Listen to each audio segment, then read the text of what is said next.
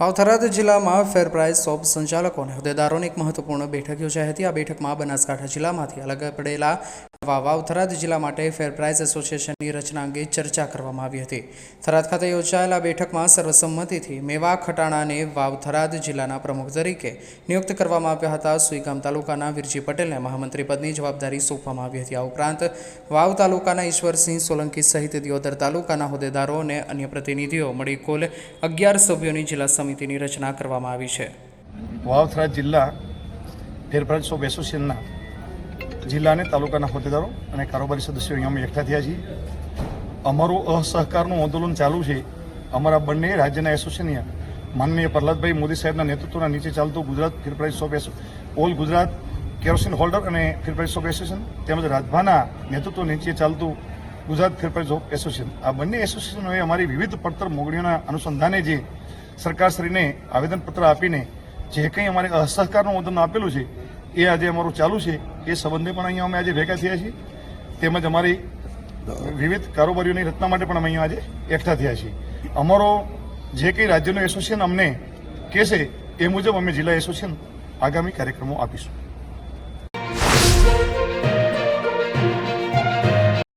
બનાસકાંઠાની ડીસા પાલિકા દ્વારા શહેર વિકાસ માટે ટીપી સ્કીમ અમલમાં લાવવા પ્રયાસો શરૂ કરવામાં આવ્યા છે, પરંતુ ખેડૂતો આ યોજના સામે ઉગ્ર બન્યા છે।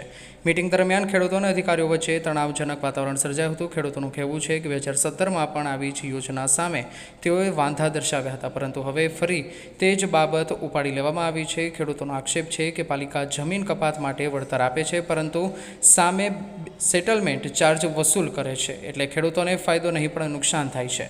ઘણા ખેડૂતોએ પણ કહી રહ્યા છે કે રોજ પાલિકા જઈ અરજીઓ આપવી શક્ય નથી, કારણ કે તેમની પાસે અન્ય કામો પણ છે। મીટિંગમાં ઉપસ્થિત ખેડૂતોએ સ્પષ્ટ કહ્યું કે આ ટીપી સ્કીમની જરૂર નથી અને તે અમલમાં આવે તો ખેડૂતોને મોટું નુકસાન થશે। હાલ ડીસા પાલિકા તરફથી 1 મહિના સુધી વાંધા સૂચનો સ્વીકારવાની પ્રક્રિયા ચાલુ રહેશે, પરંતુ ખેડૂતોના તીવ્ર વિરોધને કારણે આ સ્કીમને લઈને વિવાદ વધુ ઉગ્ર બનવાની સંભાવના છે।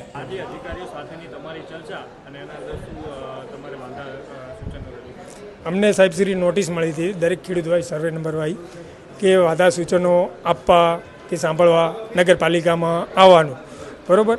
આવા વાધા સૂચનો આગળ બી સાંભળેલા છે, 2017માં બી સાંભળેલા, 2017માં લડીને બી રદ કરાયેલી છે, બરાબર। અને અમને આ ટીપી સ્કીમ અત્યારે બી જરૂર તો નથી અને આવનારા ભવિષ્યમાં અમારે જરૂર નથી। બાકી અમારા વિસ્તારમાં ડીપી કે ટીપી અમને જરૂર નથી। બાકી જેમને જરૂર હોય તો 1 નંબર વોર્ડથી ચાલુ કરે, 1 નંબર, 2 નંબર ને 3 નંબર।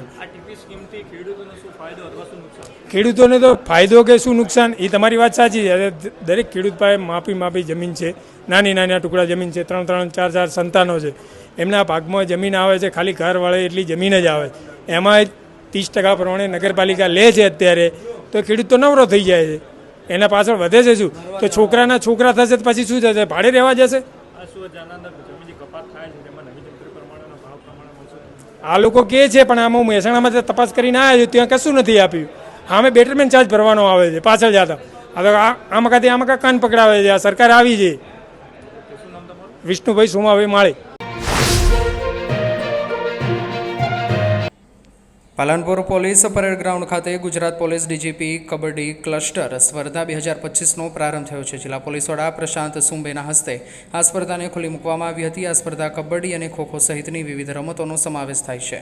આયોજન 4થી 6 નવેમ્બર 2025 દરમિયાન કરવામાં આવ્યું છે। ગુજરાતભરમાંથી કુલ 12 ટીમો આ સ્પર્ધામાં ભાગ લઈ રહી છે। આ પ્રસંગે જિલ્લા પોલીસ વડા પ્રશાંત સુંબે ઉપરાંત DYSP BM Parmar, JJ Gamit, CL Solanki, jail superintendent VP Gohil, RPI Bhavesh Joshi, PI SM Patni, Ankur Desai, KV Chavda, PSI NT Jadeja અને SRPFના ગ્રુપ સહિત પોલીસ સ્ટાફ અને સ્થાનિક લોકો ઉપસ્થિત રહ્યા હતા। ઉપસ્થિત મહાનુભાવોએ પ્રથમ કબડ્ડી મેચ નિહાળી હતી।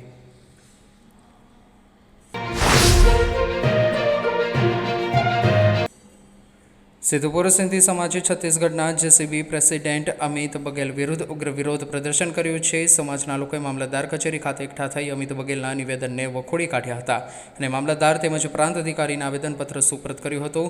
આ વિરોધ પ્રદર્શન ગત 26 ઓક્ટોબર 2025ના રોજ અમિત બગેલ દ્વારા સિંધી સમાજ અને તેમના ઇષ્ટદેવ ભગવાન ઝૂલેલાલ વિરુદ્ધ કરાયેલા આપત્તિજનક અને અશોભનીય નિવેદનોને કારણે કરવામાં આવ્યું હતું। આ નિવેદનો છત્તીસગઢ ખાતે આપવામાં આવ્યા હતા। વિરોધ દરમિયાન સિંધી સમાજના સભ્યોએ અમિત બગેલ મુર્દાબાદ મુર્દાબાદના નારા લગાવ્યા હતા. તેમણે અમિત બઘેલના ફોટોવાળા બેનર પર ચપ્પલ વડે માર મારીને પોતાનો રોષ વ્યક્ત કર્યો હતો.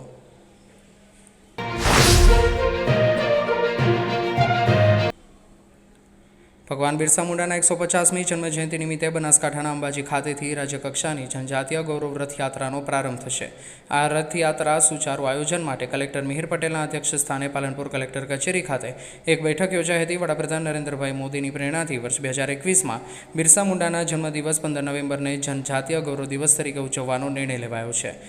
રાષ્ટ્ર નિર્માણમાં જનજાતીય સમાજના યોગદાનને લોકો સુધી પહોંચાડવાનો આ ઉજવણીનો મુખ્ય ઉદ્દેશ્ય છે. આગામી 7 નવેમ્બર 2025ના રોજ અંબાજી સ્થિત GMDC ગ્રાઉન્ડ ખાતેથી રાજ્યકક્ષાના કાર્યક્રમનો પ્રારંભ થશે. આ કાર્યક્રમમાં લાભાર્થીઓને વિવિધ યોજનાઓનો લાભ અપાશે. આદિજાતિ વિદ્યાર્થીને સન્માનિત કરાશે અને 150 વૃક્ષોનું વાવેતર પણ કરવામાં આવશે. ત્યારબાદ રથનું પ્રસ્થાન કરાવાશે.